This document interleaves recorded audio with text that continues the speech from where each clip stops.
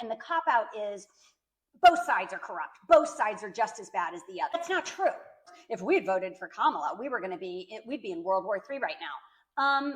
I would posit that we're about as close to World War III as we've ever gotten.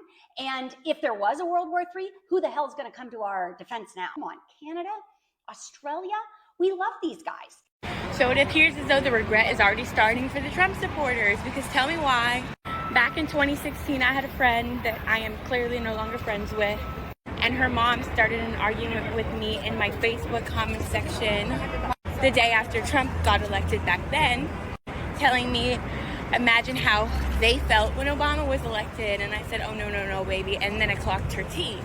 And let me just tell you guys, young Phoebe didn't play, because why was my first sentence, first of all, why are you 40? She came back 10 years later with an apology, and honestly, that timeline tells you everything. People don't suddenly wake up with moral clarity a decade down the line unless something forced them to look in the mirror. The real question isn't whether you accept the apology. It's whether you're willing to let someone back in who only apologized when their conscience finally got too loud. Reconciliation requires changed behavior, not just changed feelings. Arguing with a 16-year-old. And second of all, while we're here, let me present to you all of the ways in which I know more than you. I say this all to say I opened my phone today and she has sent me an apology. She came back 10 years later with an apology, and honestly, that timeline tells you everything. People don't suddenly wake up with moral clarity a decade down the line unless something forced them to look in the mirror. The real question isn't whether you accept the apology. It's whether you're willing to let someone back in who only apologized when their conscience finally got too loud. Reconciliation requires changed behavior, not just changed feelings. 10 years later, and it wasn't quite clear if she was apologizing for the lack of morality or for the fact that she was 40 arguing with a 16-year-old back then. But I politely let her know that maybe reconciliation isn't the best idea right now, because if she thought I was nasty back then, she really shouldn't try talking to me about politics in 2025. Is it happening? Are they seeing the consequences of their actions? It is my last political post. I voted what I believe in, and I felt heavy on my heart that it's the right thing. Sorry, I'm trying not to cry. My heart's broken. My grandma just sent me a very sad text. It broke my heart. And my mom has yet to text me back today. Concepts of thoughts and prayers to you. Your family doesn't talk to you anymore because of your political beliefs. Oh no. I tried to see where you were coming from. Maybe you're close to your family and that's unfortunate. Imagine how it feels for people like me whose family thinks that they shouldn't exist or they're an abomination and that the law should dictate that way. Imagine how it feels to have your family disregard the validity of your existence because they don't agree with who you are. Imagine how people like me feel when their art is being banned state by state because of some negative rhetoric that has shined queer art as something that's predatory or pedophilic. Imagine how it feels to have a president be re-elected who on their first day of presidency took people like me out of the government websites. Imagine how we feel that a president who's been elected has openly talked about removing the Equality Act, taking away protections against discrimination. Imagine how people like me who strive for two presidential candidates on opposite sides of the spectrum, who strive for the same results, just have different opinions on how to get there. Yet we have to vote to defend our right to marry. We have to vote to defend our right to express ourselves through art. We have the right to get any federal job that we want and not have the risk of being fired or prosecuted because of the way that we are. Imagine how people like me feel knowing that a president in his first term took away protections that allowed federally funded jobs and supervisors to discriminate against us on the basis of sexual orientation and gender identity, and that wasn't against the law, it was okay, and they would still be federally funded. And after hearing the video, obviously you have kids. Imagine how people like me feel knowing we have a president who wants to take away my right to adopt, my right to foster, and my right to perform IVF or surrogacy, which can be evidentially backed up by the proposals he put into the Supreme Court in his first presidency and by the promises made to do it again in his second presidency. Your family stopped talking to you because you voted for a president. My family stopped talking to me because they think I should burn in hell forever and that I'm an abomination. I don't feel bad for you. You have the privilege to be able to vote because you think that's the right way. I have to vote so that I can protect my right to express myself and marry the person I love. She just drew the sharpest possible line between two completely different kinds of loss. Your family stopped talking to you because of a vote. Hers stopped because of her existence, and she didn't just say it emotionally, she came with a list.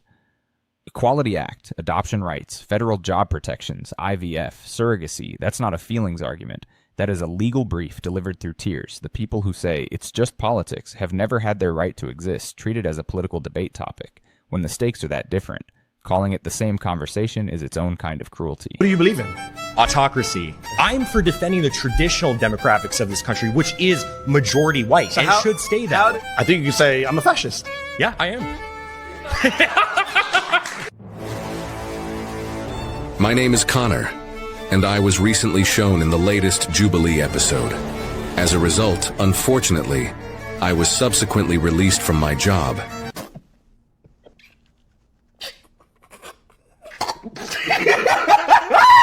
I'm raising money as an emergency fund and for other expenses while I look for a new job.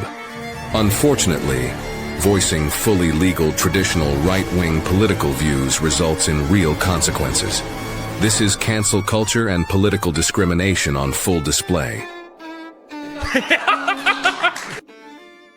In 2 weeks, I'm done. You want to talk about regretting your vote? I never thought I'd say that, but I regret my vote. I voted for Trump. I voted for Trump, and I regret it now. As a Hispanic, I voted for Donald J. Trump. Dude, I regret it so much, man. I am regretting my vote for Donald Trump. I voted for Donald Trump, and now I regret it. A lot of people who were like me voted for Trump and have to account for that. I regret voting for Trump. So deeply regret. The regret montage is here, and it's a long one, and look. Owning a bad call publicly is genuinely hard. Most people never do it. But here's the uncomfortable follow-up question. Nobody's asking these people. The information was available before the vote. The track record existed. The policy proposals were published. So regret without changed. Behavior is just feelings with good lighting. What are you actually doing differently now? My vote for Donald Trump. I regret voting for Trump. I was a dumbass, voted for Trump. It was the worst decision I ever made. I've seen the light, and I got out of MAGA. A lot of us there have seen the light. We have deep regrets. I feel guilty because I voted for Trump twice. I feel very guilty because I feel responsible. That's why he's still running. I was with Trump for 9 straight years. I'm disappointed. I'm very disappointed in Trump right now.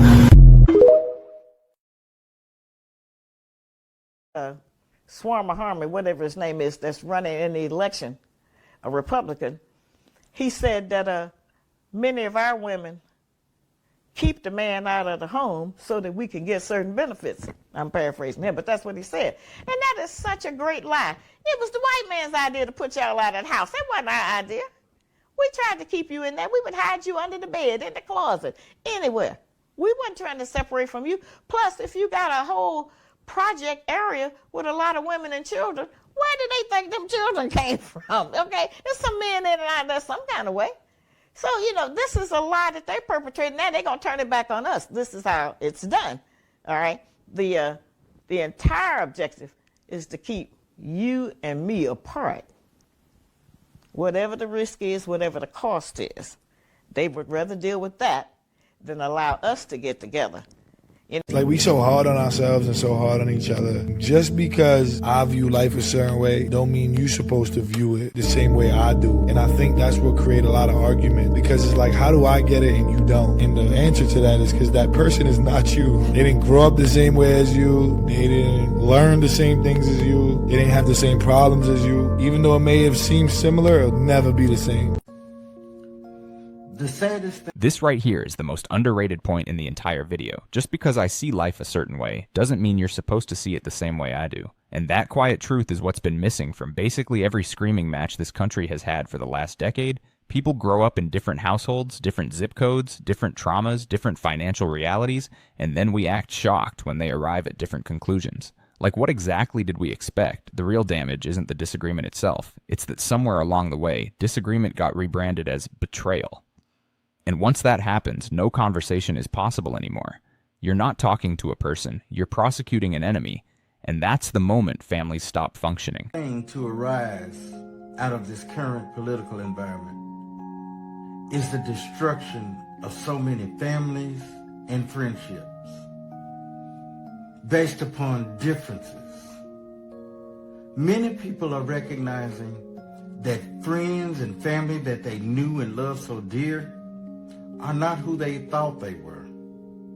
It is extremely heartbreaking to realize that Mama, who makes the best biscuits or gives the greatest hugs, has been indoctrinated or all along has been a racist or a bigot, that mom and dad don't care about poor people or whatever the topic is. That goes to the core of basic human decency. And many people are grappling with this across the country in families and friendships. These are people that you thought you knew. And what's concerning to me is that many people have decided they have to walk away because they cannot align themselves with what a lot of their family and friends believe regarding their fellow human beings. So I'd like to know, what is the atmosphere in your family? What do you believe? Has something occurred that made you look at your beloved family members and friends in a different light, that has caused you to reassess your relationships? Give me your thoughts in the comments below. What has this current political environment done to your relationships? And how are you coping with it? Let's talk about it. I want to hear your response. She's naming something that people are genuinely grieving but don't have language for. You're not just losing a friendship or skipping a holiday dinner. You are mourning a version of a person that either never fully existed or slowly got replaced. And that is a specific kind of heartbreak that doesn't have a clean resolution. Nobody blows up a family relationship for drama. These splits happen when someone decides that certain people don't deserve basic dignity, and the ones on the receiving end of that decision are just supposed to keep showing up for Sunday dinner like nothing happened. I always talked about how my family, sorry, I don't want to make this more than once. I always talked about how my family had different beliefs, my grandma and my mom, my sister, and how we always got along. And I wore my grandma's sweater to go low, and I'm so sorry. I'm trying not to cry, okay? But my heart's broken. My grandma just sent me a very sad text. It broke my heart. And my mom has yet to text me back today. I'm completely heartbroken that my family is taking it how they are. I never did this to them when Biden won. Never. But my thoughts are that you are unbelievably unique and obviously very intellectual and intelligent and communicative.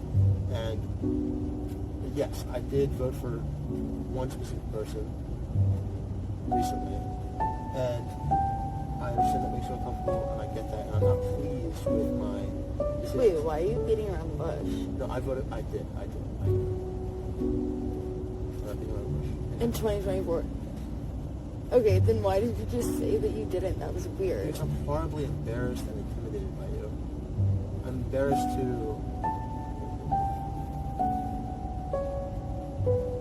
That was like really weird. That was, I should not have done that. You're the type of woman that is intimidating to a guy like me. In that you're very, very intelligent and few and far between. You're very few and far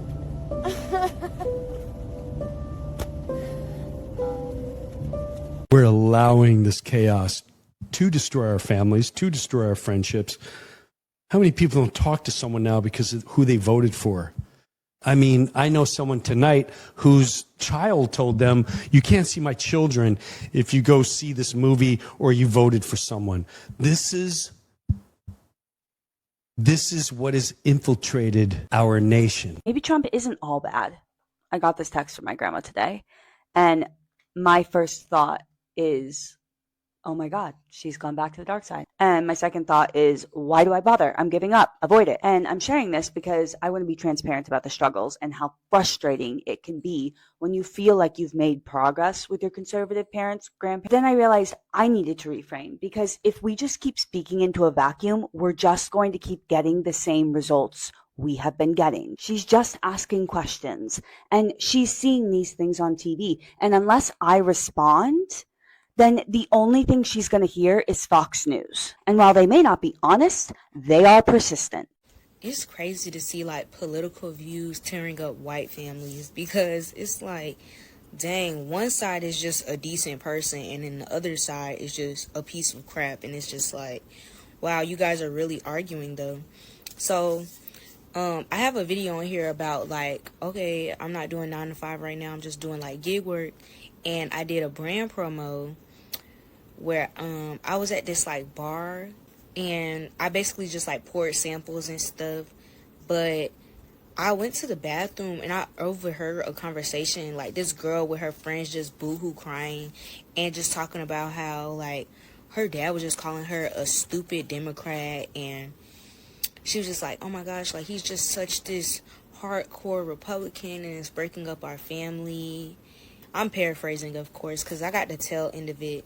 The girls I was working with told me like what was going on, and then I went in the bathroom because one, I had to go pee anyways, but I'm like, oh my gosh, like this is tearing apart families. Why? She overheard this in a bar bathroom, and honestly, that's exactly where this stuff lives. Not on debate stages, not on panels.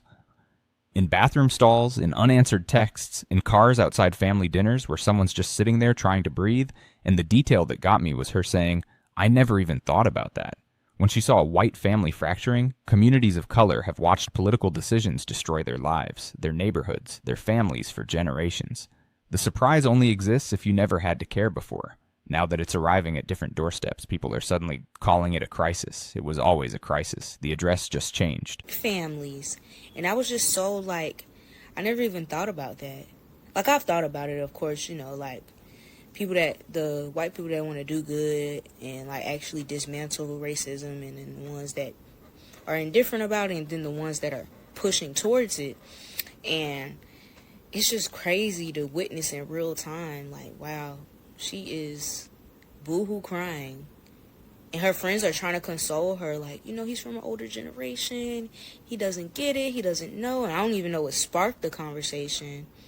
Oh, but context, it was parent weekend at the bar I was doing these sampling things at, and so her dad was obviously there. So I don't know if an incident occurred where he said something, you know, kind of racist, or I really don't know. I would just be speculating. But yeah, that is just white on white crime. I mean, tell me about it. If a friend of yours is willing to cut you off over politics without even first trying to understand where you're coming from, that person was never your friend in the first place. They never liked you for you, they liked you for who they wanted you to be. The stakes are so low in this situation. They have so little to lose by trying to engage with you and actually trying to understand where you're coming from. So if they're willing to cut you off over this, just think of how disloyal they would be in a situation where they would actually have to make a material sacrifice to stand up for you. They wouldn't. So basically, anybody you lose by being open about your politics is someone who wasn't meant for you in the first place. Those types of people are liabilities, not assets. Ultimately, you will probably lose people, but those people are not compatible with you living a life that is true to yourself and your values. The people who are meant to stay will stay, and the people who are meant to leave will leave, and you will probably lose people. But one of my favorite quotes is that there is no price too high to pay for the privilege of owning yourself. Sad that my own family disowned me just because I support MAGA. If you agree with me, we can be friends. Lloyd, what's the message? Jesus died on that cross so we could live, and this is not living. Amen. I respect that. Okay, so on top of losing friends, we have my family, who I'm the only conservative Republican in my family. My family is traditionally Democrat. I have a mother who, my birth mother, my mother that kind of raised me passed recently, but I have a birth mother who totally doesn't understand anything that I have going on. I mean, she doesn't like hate me, but she's not with it. My aunts, many of them who are AKA like Kamala Harris, have totally disowned me. I wouldn't be surprised if I'm rolled out of all their wheels at this point. They don't understand me. They say that, you know, same thing. I've sided with white supremacists, you know, I'm racist. What happened? I was born Democrat. Nobody is born Democrat. I'm born to choose to vote for whoever I want to. I don't care who's in my family. I have a lot of professors and scholars, but it doesn't matter. I think they would get destroyed in the midterms. I get the vibe. A lot of people I knew who just voted for Trump because they thought it was cool in like high school, or just now just being like, I can't stand the guy. We are now almost 2 years into the second season of this national nightmare fucking shit show, and these soft-skulled, blame-soaked, consequence-dodging bellends are standing there fully in charge, like somebody just ripped ass in church, and instead of blaming the idiot who did it, the guy whose arc will likely involve a choir boy, a pudding cup, and some Vicks Vapo Rub, they're blaming the old director who retired to Florida years ago. Not the person who did it, not the people currently doing it, the guy who isn't even in the building. Because that's what they do. They break shit, botch shit, burn shit down to the studs, and then pivot like smug, spineless, shit for brains showboats and start pointing backward. Joe Biden. Everything I don't like, Joe Biden. Everything that's broken, Joe Biden. Gas prices, Biden. Fertilizer, Biden. Airlines going belly up, Biden. At this point, if someone chokes on a mozzarella stick at an Applebee's, I expect Donald Trump to pop up like a sentient ham with a grievance and go, frankly, this is Biden's mozzarella stick. They're in office right now holding The mozzarella stick line is comedy, but what's underneath it is genuinely maddening. You are in office, holding the pen, running the building, and you are still doing blame theater about somebody who left the room years ago. That is not governance. That's just grievance, with better lighting and a podium. Real leadership means you own what happens on your watch. Full stop. No asterisks, no historical footnotes. The scoreboard doesn't care who you're pointing at. pens, running the plays, kicking the engine, and they're still acting like Yelp reviewers for the last guy. Not governing, just malfunctioning, mouth-breathing, blame-barfing, responsibility-repellent dickwads with a megaphone. So, if Biden is responsible for everything, every price, every shortage, every collapse, then put him back in charge. Seriously, he handed them an economy already moving in the right direction. Jobs coming back, growth humming, inflation cooling off a global spike. He set this whole thing up for unparalleled success. And these policy-illiterate, ego-inflated, fact-dodging fuck nozzles walked in and kicked the engine while it was already running. Pick a lane. He can't be a powerless ghost and the puppet master of the global economy unless your entire argument is whatever the hell is leaking out of your frontal lobe. We've seen this movie before. Democrats come in, clean up a flaming, smoking, economy-shaped crater, get jobs moving, stabilize things, and then Republicans roll in, rip the wiring out, light a few fires, and then stand there like, wow, who could have done this? You! You did this. You own it. You own the GDP. You own the national debt. You own stagnant jobs. You own the flailing economy. You own the bankrupt airlines. You own the measles outbreaks. You own the fertilizer shortages. All of it. Every misfire, every shortage, every busted system you're breaking in real time. Point at Joe Biden all you want. Nobody's buying it anymore because he handed you a strong economy on a silver platter and you took it and threw it straight in the shitter like you always do. Unless a celebrity has blatantly advocated for issues on the left, I am never surprised when they come out as MAGA. I don't keep up with celebrities very often. I also preach not having parasocial relationships because you don't actually know them. You just enjoy either the show that they were on or you enjoy the music that they make, but you don't know them as a person. And I will always stand by that. I saw a video of John Stamos at Mar-a-Lago with Trump, and all of the comments are like really shocked. First of all, isn't this the guy who wore a bald cap when his friend had cancer because he didn't actually want to shave his head, but he tried playing it off like he shaved his head? If Chris Motionless for Motionless in White came out as MAGA, I'd be extremely confused and I would be hurt by that because I have seen some of his activism and that doesn't align with MAGA ideologies, so I would be very confused. John Stamos, though, I have never seen him once advocate for any issues on the left.